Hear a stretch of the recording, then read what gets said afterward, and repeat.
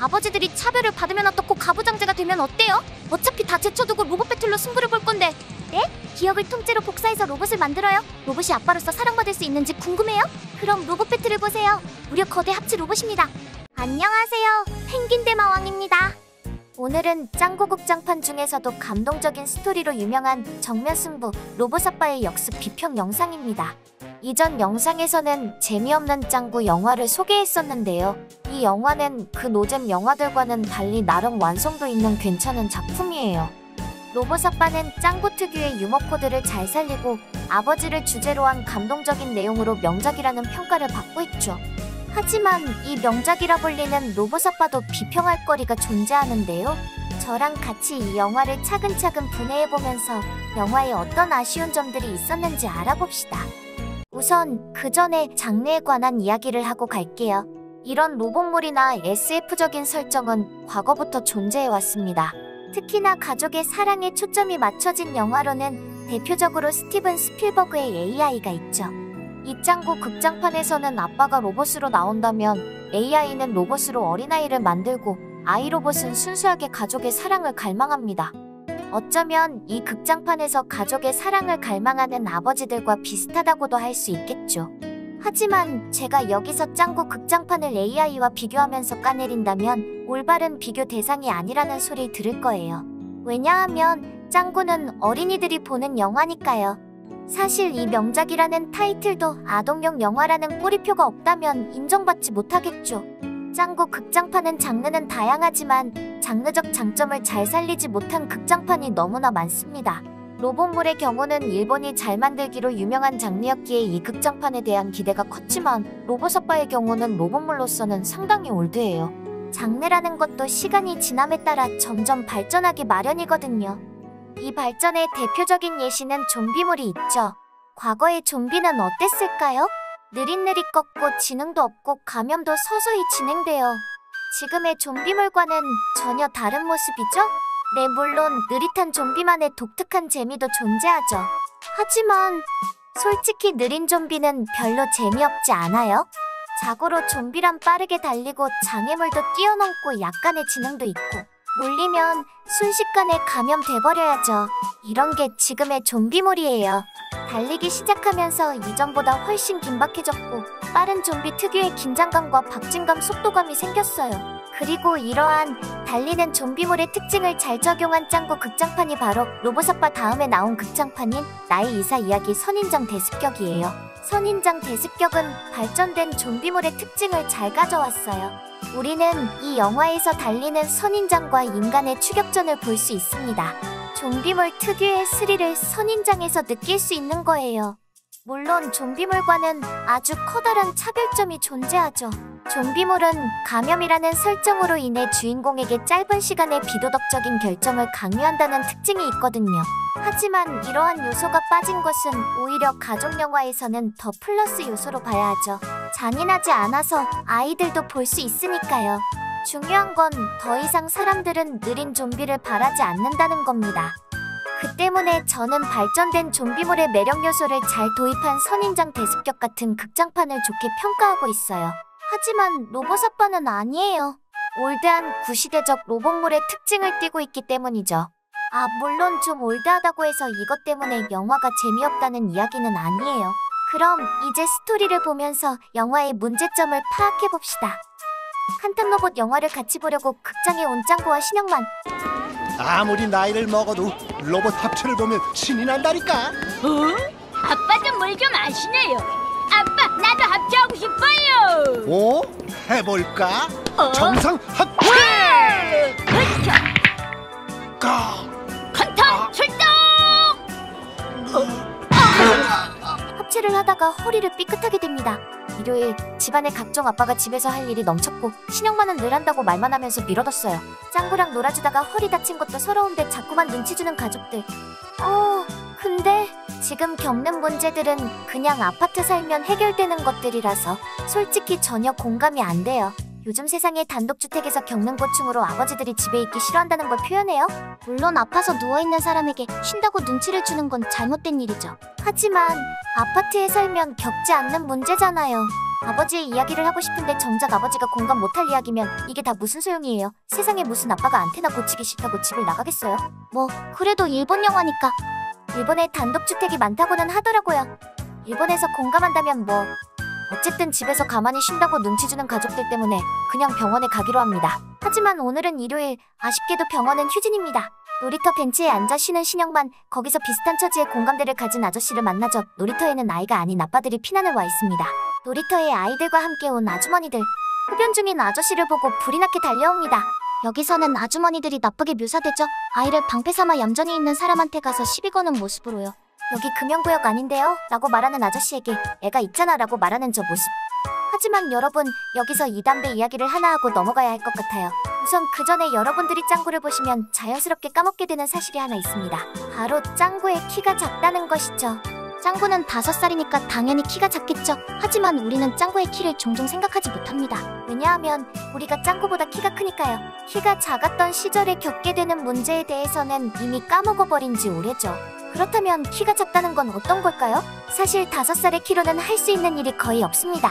화장실 문 손잡이에 손이 닿지 않아서 문이 닫히면 화장실에 들어갈 수 없고, 스위치에 손이 닿지 않아서 불을 켜거나 끌 수 없습니다.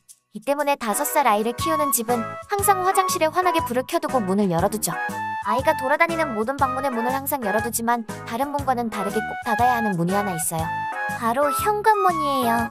그렇다면 짱구는 현관문을 스스로 열 수 있을까요? 아니요. 물론 짱구가 개그만 아이다 보니까 점프해서 엉덩이로 열거나 아니면 문 손잡이의 위치를 말도 안 되게 낮은 곳으로 옮기거나 의자나 긴 막대를 이용해서 여는 등의 장면이 나오기는 합니다. 하지만 이런 가끔 있는 장면을 제외한다면 짱구는 평소에 스스로 현관을 열 수 없어요. 그래서 짱구는 현관을 통해 출입하는 것보다 마당을 통해 출입할 때가 더 많죠. 짱구를 옛날부터 봐오신 분들은 기억하실 거예요. 옛날에 짱구는 유치원 등하교처럼 엄마가 문을 열어주는 경우가 아니라 부모님의 허락 없이 자기가 스스로 놀러 나가고 싶어서 외출할 때면 현관에서 신발을 챙기고 거실로 간 뒤에 마당으로 외출을 했어요. 물론 지금은 현관에서 신발을 챙기고 거실로 가는 과정을 굳이 보여주지는 않지만요. 이 사실을 생각해본다면 이 외판원이 짱구에게 문 좀 열어달라고 부탁하는 장면이 왜 재미있는 장면인지 더 잘 와닿으실 거예요. 옆집 아주머니나 신혼부부를 상대할 때도 마찬가지죠. 짱구는 현관문을 열 수 없으니까 이 사람들이 찾아오면 마당으로 불러요. 뭐 요즘은 알아서 마당으로 바로 찾아오지만요. 그리고 어른들이 5살 아이의 키가 작다는 걸 잊고 산다는 사실을 짱구 역시도 아주 잘 알고 있습니다. 길가의 어른이나 아니면 가게의 직원에게 말을 걸 때면 어른들은 주변을 두리번거립니다. 그러면 짱구는 이쪽이에요, 아래쪽에 있어요 라고 알려주고 어른들은 그제야 키가 작은 짱구를 발견하죠. 짱구는 불편함에 익숙해요. 제작진은 짱구의 키가 작다는 사실을 인지하고 있고 이 불편함을 여러 에피소드에 사용해왔어요. 짱구는 5살 아이가 주인공이고 5살 아이의 키에 대해서 너무나 잘 알고 만들어진 애니가 짱구예요. 그렇다면 이게 담배와 무슨 상관이 있냐고요? 저랑 같이 뉴스 하나 보실래요? 특수 카메라를 이용해 아이들 시선에서 보행 중 흡연에 얼마나 노출돼 있는지 알아봤습니다. 빠른 걸음으로 아이 옆을 지나가는 흡연자. 아이의 눈높이에 불붙은 담배가 들려 있습니다. 계속 손을 잡고 걸어가게 되는데 담배를 피고 가시는 어른분들이 보통 손을 내리고 가세요. 이제 날아오는 재라든가 아니면 불똥이 이렇게 받은 적이 있어요. 실제로 2001년 일본에선 한 아동이 길을 가다 담뱃불에 눈을 다쳐 실명하기도 했습니다. 이게 바로 어린아이의 키예요. 담배를 들고 손을 내리면 아이의 눈높이에 담배가 오게 되죠. 짱구는 5살이니까 더 키가 작고 떨어지는 담뱃재가 얼굴에 튈 위험이 다분하죠. 유모차라고 다를까요? 담뱃재가 유모차에 타고 있는 아이에게 튀는 경우도 많습니다. 어른들은 아이의 키가 작다는 사실도 그리고 키가 작아서 어떤 불편이 있는지도 생각하지 않습니다. 하지만 이걸 인지하고 있는 어른들이 있죠. 바로 엄마 아빠들입니다. 짱구의 부모님과 짱구 또래의 아이들을 키우는 부모님, 그리고 또 유치원 선생님 같은 특수직업도 있겠죠. 네, 그래요. 이 영화의 주제, 가정에서 차별받는 아버지들을 조명하는 이 영화에서 아이의 아빠가 어린아이가 키가 작다는 사실을 인지 못한다고요? 그뿐만 아니라 아이들이 뛰어노는 공원에서 담배를 피우고 흡연구역이지만 아이가 있으니 담배를 꺼달라고 요청하는 유모차를 끌고 나온 아주머니를 개념 없는 사람처럼 묘사해요? 어떻게 이 영화의 제작진은 유모차에 탄 아기나 짱구처럼 어린아이의 눈높이에는 담뱃불이 위험하게 타오르고 있다는 걸 인지 못할 수가 있죠? 짱구의 키를 전혀 이해하지 못하고 있어요. 이 키로 인해서 수많은 에피소드가 생겼고 어떻게 보면 아이의 눈높이를 이해하는 건 짱구의 가장 기본이라고 할 수 있는데 아이가 주인공인 만화에서 아이의 키를 모른다고요? 이거 짱구 맞나요? 짱구 극장판이 왜 아이의 시선을 모르죠? 아주머니들은 행패를 부리며 아저씨들을 쫓아냅니다. 그리고 이 모습을 지켜보는 어느 할아버지. 이대로 있다가는 이 나라는 망할 거야. 신영만은 길거리 앙케이트에 참여합니다. 그리고 에스테틱에서 무료로 치료를 받을 기회가 생기죠. 냄새를 맡자 잠들어버리는 신영만, 그리고 위험해 보이는 기계장치들이 나타납니다. 정신을 차리고 보니 치료는 전부 끝이 났고 신영만은 로봇이 되어버렸습니다. 에스테틱 건물을 찾아가 보지만 건물이 통째로 사라졌습니다. 로봇 아빠는 연료가 다 떨어져서 멈춰버렸네요. 복미선은 이 사건을 경찰에 신고하지만 경찰은 장난 전화로 생각합니다. 서장과 1대1로 대화를 하고 서장은 특별수사관 문재희에게 사건을 맡깁니다. 한편 짱구는 로봇 아빠에게 연료를 주입하고 각종 기능을 체크합니다. 차라리 여기서 합체 기능이 등장했으면 몰라? 아니 무슨 도라에몽의 도구처럼 신기하고 기발한 기능이 달린 것도 아니고 그냥 이미 있는 가전제품의 기능들일 뿐이잖아요. 도라에몽처럼 만능이고 아톰처럼 강하고 튼튼하다 뭐 이런 걸 강조하고 싶었던 거죠? 집에 돌아온 복미선과 문재인은 집이 깨끗이 수리되어 있는 걸 보고 로봇 아빠의 성능에 놀랍니다. 피망이 먹기 싫다면서 편식을 하는 짱구, 부모님은 그런 짱구를 혼내죠. 짱아가 가슴의 버튼을 누르자 로켓펀치가 나가고 집안은 난장판이 됩니다. 로봇 아빠는 위험하다는 이유로 쫓겨났어요. 그리고 이 모든 걸 악당들에게 감시당하고 있었습니다. 오늘은 부모님과 동반으로 소풍 가는 날, 로봇 아빠도 따라가고 싶지만 같이 갈 수 없습니다. 그래서 몰래 따라가기로 합니다. 이 공사장은 로봇이 자동으로 건설을 하고 있습니다. 어른의 계단이라며 에스컬레이터를 타는 아이들. 저런, 큰일이네요. 아이들을 구하기 위해 달려가는 로봇 아빠. 무사히 모두를 구해내고 맙니다. 복미선은 다시 마음을 열기 시작하고 로봇 아빠는 남편이자 짱구의 아버지로 인정받고 집에 있는 동안 짱구와 놀아주며 아빠 노릇을 하기 시작합니다. 인간의 몸이던 시절에는 집에서 늘 눈총만 받았지만 로봇이 된 후 여러 일을 겪으면서 가족의 소중함을 깨닫게 된 거죠. 출근도 다시 시작합니다. 오랜만에 한잔 어때요? 난 그냥 집에 갈래. 네?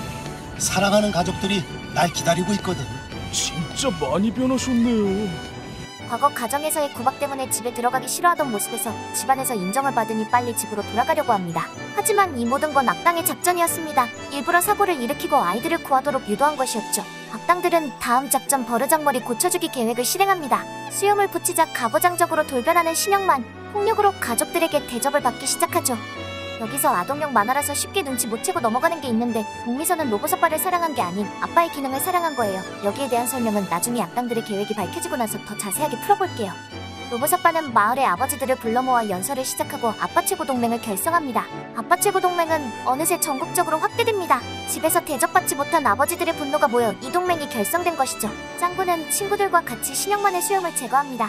하지만 수염을 제거한다고 성격이 돌아오지는 않네요. 아 저런, 고장이 나버렸어요. 황구집은 아빠 최고 동맹의 리더를 맡습니다. 로봇 아빠를 따라가는 짱구, 머리만 뽑아서 도망칩니다. 건물 내부를 헤매던 짱구는 대량 생산된 로봇들을 발견합니다. 로봇 청소기에 머리를 연결하자, 뭔데 고장난 거 아니었어? 암튼 로봇 아빠가 되돌아왔네요. 그리고 이번엔 진짜 신영만을 발견합니다. 로봇 아빠는 사실 신영만의 기억을 복사한 로봇이었습니다. 서로가 진짜라면서 다투네요. 그리고 우연히 복미선이 시청으로 갔다는 소식을 접합니다. 로봇 아빠는 새 몸을 얻고 도망칩니다. 시청을 장악한 아빠 최고 동맹, 복미선은 황구집에게 짱구와 로봇 아빠를 돌려달라고 소리칩니다. 황구집은 복미선과 경찰관을 붙잡으라고 명령하지만 아무도 선뜻 나서질 않네요. 그야 다들 가정의 아빠니까 아빠와 아들을 찾으러 온 복미선에게 해를 끼칠 마음은 들지 않을 테죠. 황구집과의 대결에서 승리한 로봇 아빠, 아빠들은 로봇에게 이용당했다는 사실을 알고 허무함을 느낍니다. 드디어 제외한 복미선과 진짜 신영만, 집에 도착한 후 이들은 누가 진짜 신영만이냐로 토론을 나눕니다. 자신이 진짜가 아니라는 사실에 절망하는 로봇 아빠, 그리고 신영만은 절대 이길 리 없는 팔씨름을 하죠. 아이와 어른의 팔씨름처럼 둘의 격차는 너무나 큽니다. 팔씨름이란 건 누가 더 힘이 강하냐를 겨루는 아주 간단한 룰을 가진 종목이죠. 물론 팔씨름에도 기술이 존재하긴 하지만 이 영상에서는 이걸 비약해서 단순한 힘겨루기라고 표현할게요. 우리는 누가 더 힘이 세냐를 흔히 이 팔씨름으로 겨루곤 하죠. 힘이 세다는 건 더 강하다는 거고 더 강한 쪽이 가장에 어울리죠. 그러니까 이 팔씨름 장면은 어느 쪽이 더 아빠 자격이 있는지를 겨뤄보는 장면이라고 할 수 있습니다. 하지만 인간인 신영만이 로봇 아빠를 힘으로 이길 수 없죠. 기능적으로 더 아버지에 어울리는 게 바로 로봇 아빠입니다. 하지만 여기서 복미선은 신영만의 편을 들어요. 로봇이 아닌 신영만을 가장으로 인정하고 있죠. 갑자기 집에 들이닥친 경찰로 인해 체포된 짱구 가족. 사실 황구집의 정체는 서장이었습니다. 그렇다. 예전엔 이 나라엔 강한 아버지들이 있었다. 그런데 지금 어떤지 알아? 아내와 자식들에게 무시당하는 아버지들이 어떻게 이 나라를 지키겠나? 지금이야말로 약해 빠진 아버지들을 대신해서 이 고집불통 황구집이 이 나라를 바로 잡을 거다. 이게 바로 버리장머리 고쳐주기 계획이라는 위대한 계획이다. 밖에 나와선 폼이란 폼은 다 잡고 집에 들어가선 아줌마한테 찍소리도 못하는 거 아니에요? 나왔어. 뭐야, 아빠 왔잖아. 왜 벌써 와? 오늘 내 생일이잖아. 그래서 일찍 왔어. 어머, 생일이었어? 근데 미역국은커녕 먹을 게 없네. 아, 여기 설거지 좀 해줘. 그거 내 옷이잖아. 아빠 옷이랑 같이 빨면 어떡해. 이제 안 입어. 찝찝해. 여보, 떡잎마을 경찰서장으로 발령나서 거기로 가야 돼. 그래? 그럼 당연히 가야지. 아, 조심해서 다녀와. 혼자서.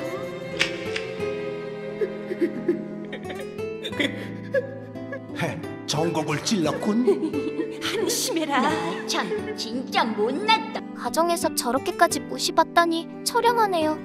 결국 로봇의 힘을 이용해서 자신이 아버지로서 존경받고 싶다는 이야기네요. 제가 아까 복미선은 로봇 아빠가 아닌 아빠의 기능을 사랑했다고 말했었죠? 영화 AI에서 어린아이 로봇을 만든다고 발표할 때 사람들이 의문 하나를 가졌어요. 로봇이 우리를 사랑한다고 해도 우리가 그 로봇을 사랑할 수 있는가? 이게 굉장히 중요한 이야기예요. 아무리 멋진 장난감이어도 어느 순간 실증나면 버려지니까요. 로봇이 나를 사랑한다면 나 역시도 로봇을 사랑해줘야죠. 왜냐하면 이 로봇은 가족이니까요. 가족이 실증난다고 버려지는 장난감이 된다면 이건 사회적으로, 윤리적으로 큰 문제가 될 거예요. 로봇인데 뭐 어때? 라는 생각을 가지신 분들은 유기견을 보시곤 어떤 생각이 드시나요? 걔가 가족이야, 동물인데 뭐 어때? 이러고 넘어가실 건가요? 인간은 아니지만 나를 사랑해주는 가족이 생긴다는 점 때문에 문제가 생기는 거예요. 이것은 나를 가족이라 생각해주고 가족이라는 이유 하나만으로 조건 없이 나를 사랑해주는데 정작 나는 이걸 가족이라 생각하지도 않는다면 이 관계는 가족이라고 부를 수 없는 거죠. 특히나 이런 가족의 사랑을 다룬 로봇물에서는 우리가 정말로 로봇을 가족처럼 사랑해줄 수 있는가에 대한 고찰이 더더욱 필요합니다. 하지만 짱구는 아동용이라서 그런지 이 부분이 잘 표현되지 않았죠. 그리고 사랑에는 여러 종류가 있는데요. 가족의 사랑도 중요하지만 다른 이유로도 로봇을 사랑할 수가 있죠. 영화 AI의 한 장면입니다.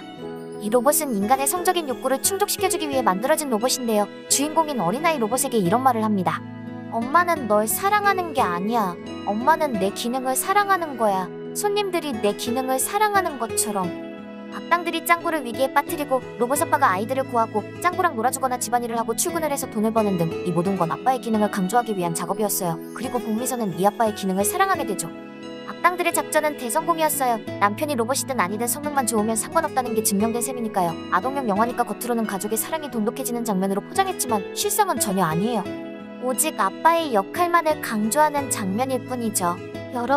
여러분들은 로봇을 진심으로 사랑해 주실 수 있나요? 만약에 사랑한다면 그 이유는요? 그냥 로봇이 일을 잘하니까 좋아하게 되지 않을까요? 만약에 짱구처럼 로봇에게서 아빠의 안정감을 느끼고 애착이 형성된다면 이걸 가족적인 사랑이라고 볼 수도 있겠죠. 하지만 대부분은 그렇지 않을 거예요. 많은 사람이 복미선처럼 로봇의 기능을 사랑할 거고 로봇은 결국 버려지겠죠. 기능과 상관없이 단지 너라서 좋다, 이런 이야기는 거의 아이들에게서 나타나요. 아까 복미선은 로봇 아빠의 기능을 사랑한다고 했지만 정작 신영만과 로봇 아빠 사이에서는 기능적으로 부족한 신영만을 선택했죠? 분명 로봇 아빠가 기능적인 면에서는 더 뛰어나지만 복미선은 신영만에 대한 애착을 가지고 있어요. 신영만은 비유하자면 낡은 담요예요. 하지만 옛날부터 소중하게 사용해와서 남다른 애착을 가지고 있고 그래서 이 낡은 담요를 버릴 수 없는 상태인 거죠. 아무리 로봇 아빠가 더 성능이 좋아도 신영만은 내가 애착을 가진 대상이기 때문에 망설임 없이 선택하는 거죠. 때문에 로봇 아빠는 복미선에게 버려졌습니다. 사랑의 대상이 신영만으로 다시 넘어오고 로봇 아빠는 한순간에 버려지는 장난감이 된 거죠. 짱구와는 다르게 어른인 복미선은 로봇을 사랑할 수 없는 거예요. 악당들은 로봇 아빠를 조종합니다. 짱구에게 강제로 피망을 먹이려고 하네요. 스스로 피망을 먹기 시작하는 짱구. 로봇 아빠는 정신을 차립니다. 악당들과 싸우다가 레이저를 쏠 때 간지럽히고 오발로 인해 기지가 폭발하게 됩니다. 그리고 등장한 거대 나우나 로봇? 합체라고? 갑자기? 트로트 DNA? 갑자기 로봇이 녹아버렸네요.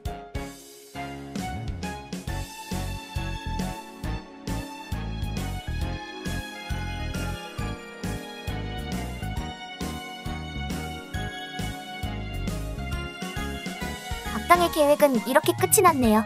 거대 로봇 합체가 참 뜬금없기도 했고 합체는 로봇물에서는 흔한 소재여서 그다지 독창적이지도 않았고 그냥 나이 먹은 아저씨들이 로봇물에는 이런 장면이 있어야 해 라며 집어넣은 것 같아요. 어떻게 저기서 당연히 합체라는 소리가 나와요? 짱구는 로봇아빠를 애타게 찾습니다. 여기저기 고장이 난 로봇아빠. 신영만에게 팔씨름을 청합니다. 팔씨름에 대해서는 아까도 설명했었죠? 더 강한 쪽이 아빠에 어울린다고요.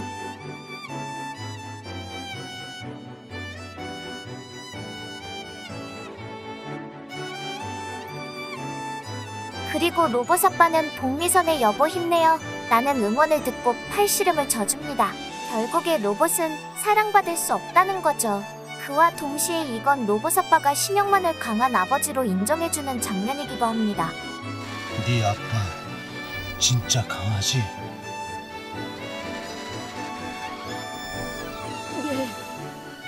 네, 로봇 아빠도 강해요. 짱구야 미안하다. 난 아무래도 네 아빠가 아닌 것 같아.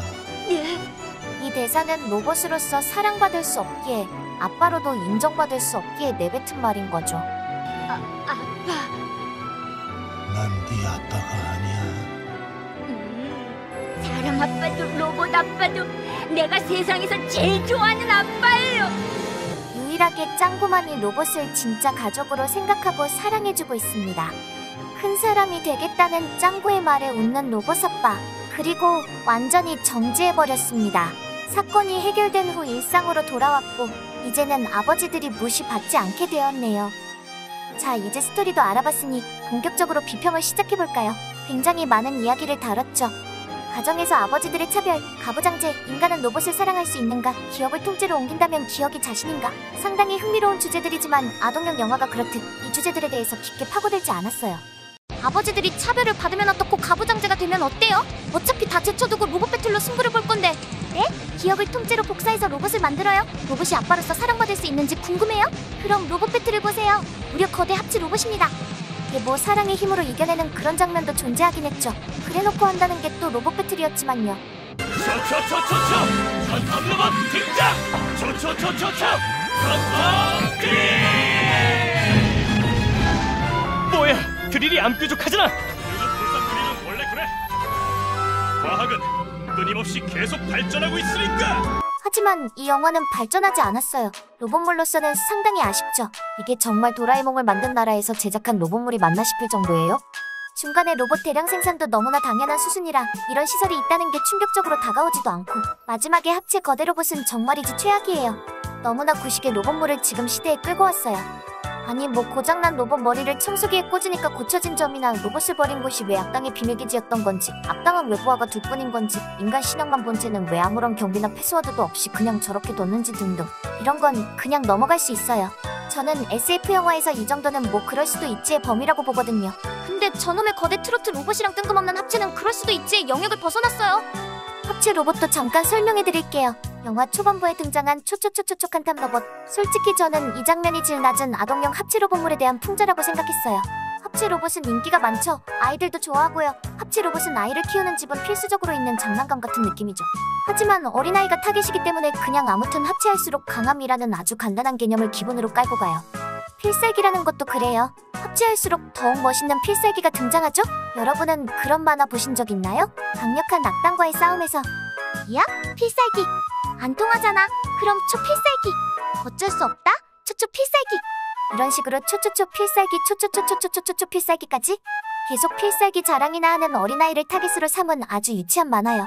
아이들은 이런 만화를 좋아하지만 어른이 아이와 이런 만화를 같이 보는 건 굉장히 지루한 일이에요.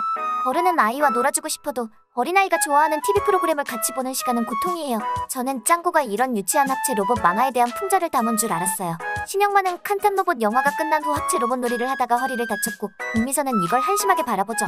여기서 어른의 시선이 들어가는 거예요. 합체 로봇을 유치하게 보는 어른의 시선과 초초초 필살기를 자랑하던 유치한 영화 내용이 대비되면서 신영만을 아주 한심한 어른으로 표현했잖아요. 하지만 이 영화는 이런 초초초 필살기를 쓰는 합체 로봇을 멋있다고 생각하고 있어요.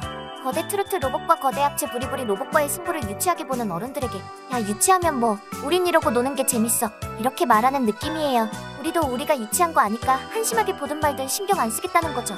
하지만 문제는 합체 로봇이 유치해서 문제라는 게 아니라 그냥 거대 로봇 배틀을 지들이 좋다고 생각 없이 집어넣어서 문제라는 거예요. 대충 막 집어넣은 합체 로봇 설정은 독창성이라곤 전혀 없어요. 합체 기능이 있다면 이걸 10분 활용했어야지 마지막에 뜬금없이 등장해서 한다는 게 부리부리가 끝이잖아요. 이때부터 합체 기능이 나왔으면 몰라? 여기서는 그냥 걸어다니는 종합 가전제품으로 소개했으면서 왜 막판에 뜬금없이 저러는 건지. 다른 극장판은 특별한 능력이 생긴다면 이 능력을 활용해서 일어날 수 있는 일들을 다양하게 표현하지만 로봇 아빠는 아니에요. 로봇 아빠의 능력이라곤 일 잘하는 아빠, 집안일도 잘하는 아빠, 그리고 마지막에 뜬금없는 거대 로봇 합체가 끝이잖아요. 인간을 사랑하는 로봇, 그리고 인간에게 사랑받는 로봇이란 소재도 그동안 너무 많이 쓰여왔던 소재라서 특별할 게 하나도 없고, 그렇다고 이걸 독특하게 표현한 것도 아니에요. 로봇 아빠는 독창성이라고는 존재하지를 않아요.